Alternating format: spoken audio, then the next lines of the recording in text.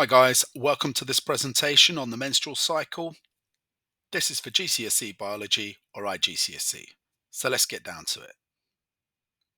The menstrual cycle can be broken down into 4 stages.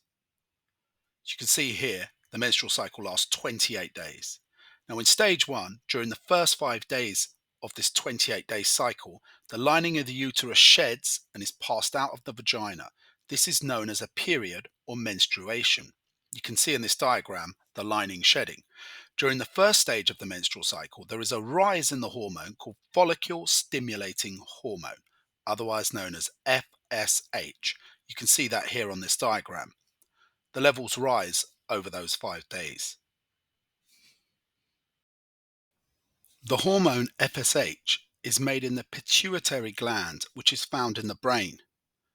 The pituitary gland comes up quite a bit in GCSE as it has a number of roles. If you're studying the AQA syllabus, you also need to know about how the pituitary gland helps in the control of thyroxine levels. FSH is a hormone and so travels through the blood from the pituitary gland to where it acts in the ovaries.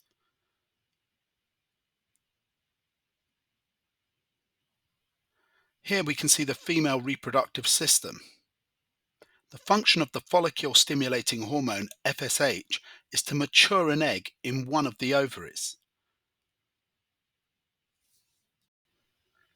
Here in this picture, the scientist is pointing to one of the ovaries in a model of the female reproductive system.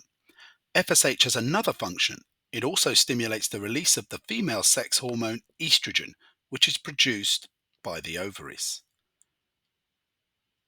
The menstrual cycle, stage 2. During the second stage of the menstrual cycle, the levels of the hormone estrogen rise. The estrogen inhibits the release of FSH in a process known as negative feedback.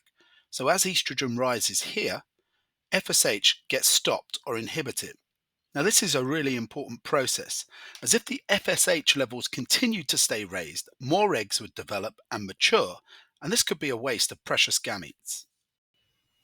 Now, as well as inhibiting FSH, estrogen also causes the lining of the uterus, known as the endometrium, to develop and thicken, as shown here by these arrows.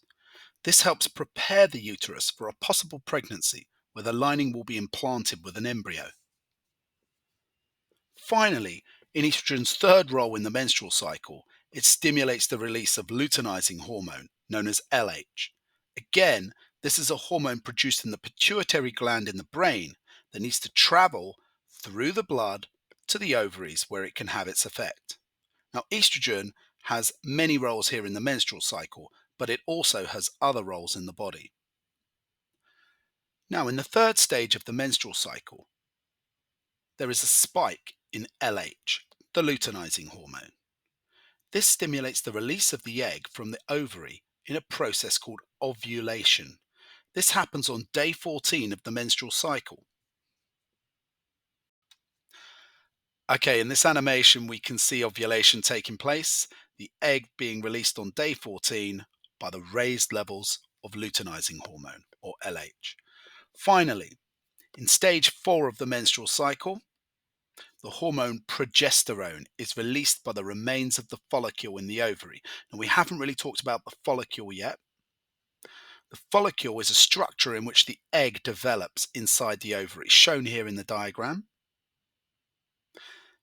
And once the egg is released on day 14, we get a structure called the corpus luteum, which is the remains of that follicle. And this is where the progesterone is produced inside the ovary. Now, you don't need to know too much about this for GCSE biology, but it's interesting to know anyway. And you definitely don't need to how to label all these structures in the ovary here. However, just for your own interest, we have the developing follicles that take place in the ovary. Day 14, you can see here the egg being circled is released. And then the remains of that follicle, that structure where the egg develops, is called the corpus luteum. And that's shown here. And that's where the progesterone is produced from. Now back to stuff that you really do need to know for your GCSE. Progesterone maintains the lining of the uterus if implantation of an embryo has occurred. If pregnancy has not occurred, then the progesterone levels will fall and the cycle, the 28-day menstrual cycle, will begin again. Progesterone also inhibits FSH, follicle stimulating hormone, and LH, luteinizing hormone. So, in case of a pregnancy, more ovums or eggs are not matured or released. This is going to prevent the waste of those gametes.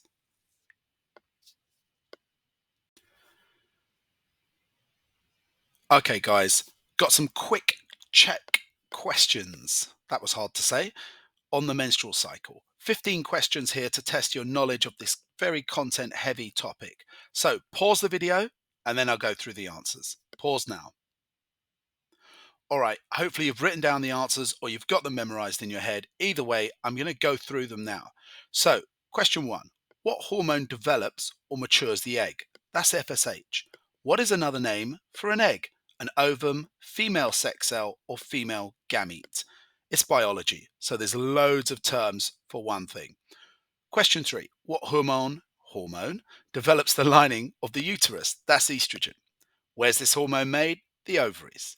On what day is the egg released? Day 14. What is the release of the egg called? Ovulation.